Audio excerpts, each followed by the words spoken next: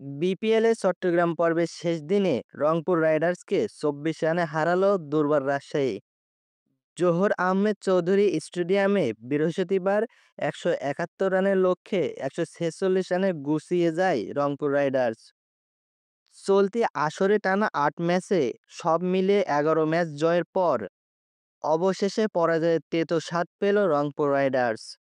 ৯ ম্যাচে ৮ জয় নিয়ে তারাই অবশিষ্ট পয়েন্ট তালিকার শীর্ষে। ১০ ম্যাচে ৪ জয়ে ৪-এ উঠে এল রাজশাহী। দুর্বার রাজশাহীর হয়ে হারিস ১৯, সাব্বির ৩৯, এনামুল হক ৩৪ রান, বাল্ব ০ করে আউট হয়েছেন।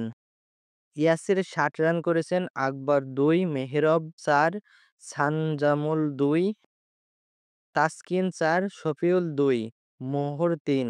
রংপুর রাইডার্সের হয়ে টেইলর ৪, ইরফান ০, সাইফ হাসান ৪৩, ইফতিখার ০, খুরশিদ ১৪, সোহান ৪১, মেহেদী ৮, সাইফ উদ্দিন ২৩, আকিব ১ রান করে আউট হয়েছেন।